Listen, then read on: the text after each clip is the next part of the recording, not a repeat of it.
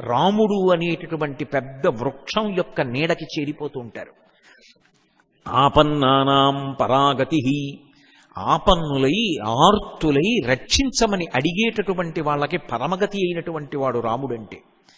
ఆఖరికి రాముడి ప్రతిజ్ఞ అదే రామాయణం. సకృదేవ ప్రపన్నాయ తమాస్మీతి చయాచతే అభయం సర్వభూతేభ్యో దదామ్యే తద్వ్రతం మమ అన్నాడు యుద్ధకాండలో. రామా, నేను నీవాడనొచ్చి ఎవడు పడిపోతాడో వాళ్ళందరికీ నా రక్ష అన్నాడు.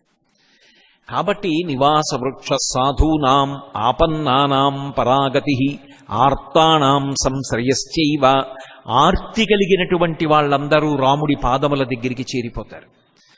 యశశ్చైకభాజనం, రాముడిలాంటివాడు ఇంకొకడు ఉన్నాడు అనుకుంటున్నావేమో, రాముడిలాంటివాడు రాముడు ఒక్కడే ఉన్నాడు, ఇంకొకడు లేడు. రాముడి దగ్గరికి సుగ్రీవుడు చేరాడు కదా, నేను ఇంకొకరి దగ్గరికి చేరుతానంటూ అంటావేమో, అలా అనడానికి అటువంటి చెట్టు ఇంకొకటి లేదని తెలుసుకోనాథ.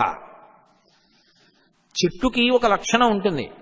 నేను ఏదో మంచి ఎండలో నడిచి వెళ్ళిపోతున్నాను అనుకోండి, గ్రీష్మ ఋతువులో ఓ మహావృక్షం కనపడింది అనుకోండి, నేను దూరంగా నిలబడి ఓ చెట్టా నాకు నీడనియ్యి అంటే ఇవ్వదు.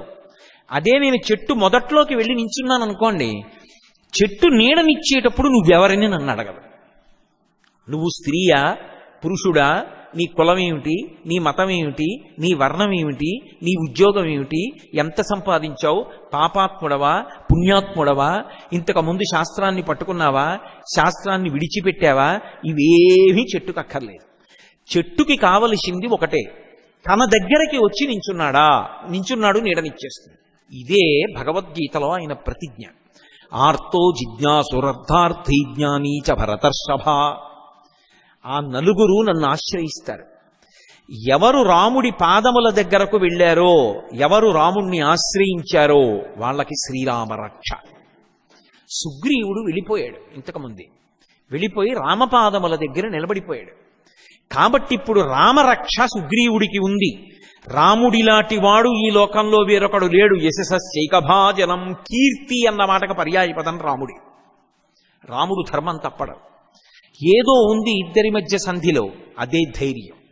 రాముడిలాంటి పౌరుషవంతుడు, రాముడిలాంటి విలుకాడు, రాముడిలాంటి ధనుద్ధరుడు లోకంలో ఇంకొకడు లేడు. నీ తమ్ముడంత తెలివైన వాడు లేడు. చాలా తెలివైనవాడు సుగ్రీవుడు. తగినంత పరిశీలనం లేకుండా రాడు. నిజం కూడా ఆయన ఏం రాముణ్ణి అంత తొందరగా ఏం నమ్మేయలేదు యుద్ధానికి వెళ్ళడానికి. వాలితోటి అనేక పరీక్షలు చేశాడు.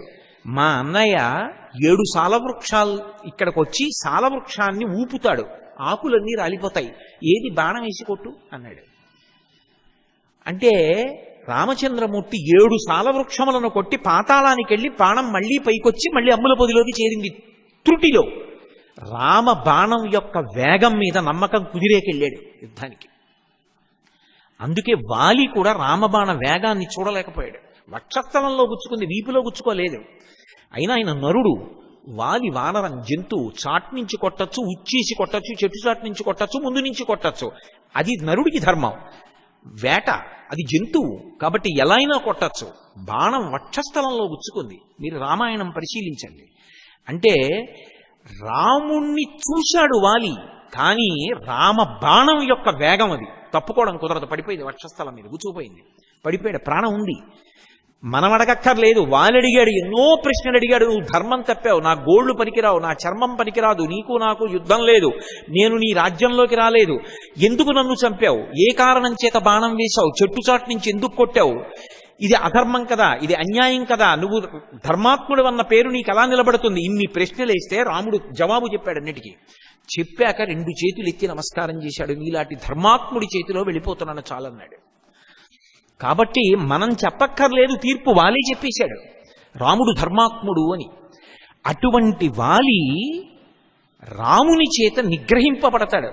అందుకే ఆవిడ చెప్పింది, రాముడి లాంటి వాడు ఇంకొకడున్నాడని అనుకోవద్దు. రాముడికి రాముడు ఒక్కడే సాటి, ఆయనతో సమానుడు వేరొకడు లేడు.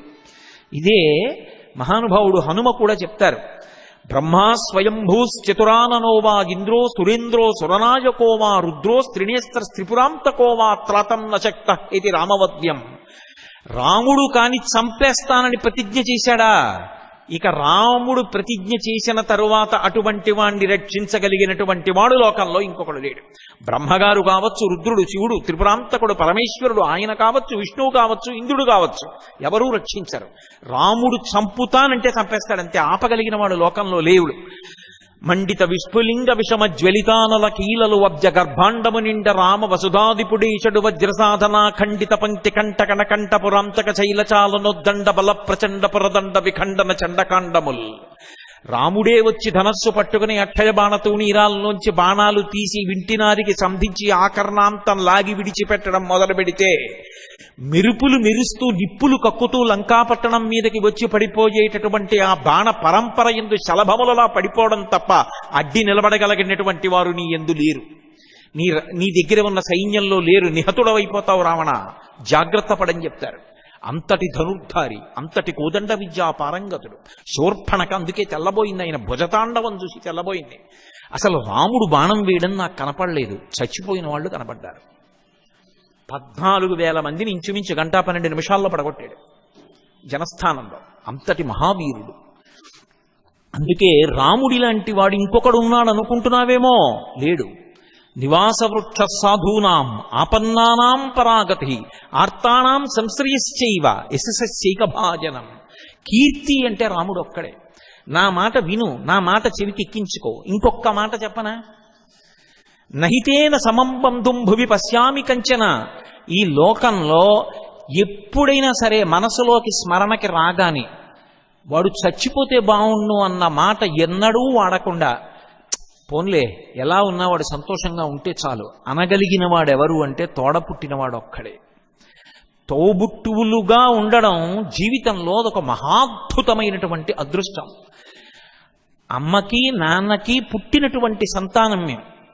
ఇందులో ఇదిగో ఏదో ఓ నలుగురం ఉన్నాం, మేం నలుగురం ఒక్క తల్లిదండ్రుల యొక్క బిడ్డలం అన్న భావన అపురూపం. ఇదే రాముడు అంటాడు, దేశే దేశే కళత్రాణి దేశే దేశే చ బాంధవాహ. ఏ దేశం వెళ్ళండి భార్య దొరకచ్చు, ఏ దేశం వెళ్ళండి స్నేహితులు దొరకచ్చు, ఏ దేశం వెళ్ళండి బంధువులు దొరకచ్చు.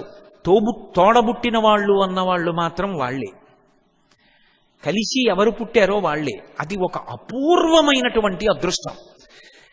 అన్నదమ్ములుగా ఆ కలిసి ఉండడంలో ఉండేటటువంటి సౌహార్దం, ఆ సున్నితత్వం, ఆ సంతోషం, ఆ ఆనందం ఎంత గొప్పగా ఉంటుందో రామలక్ష్మణ భరత శత్రుఘ్నుల్ని చూస్తే తెలుస్తుంది. వాలి సుగ్రీవుల్లో ఒకడే మిగిలాడు సుగ్రీవుడు. రావణ విభీషణ కుంభకర్ణుల్లో 2 పోయారు, విభీషణుడు ఒక్కడే మిగిలాడు. రామలక్ష్మణ భరత శత్రుఘ్నుల్లో 4 మిగిలారు.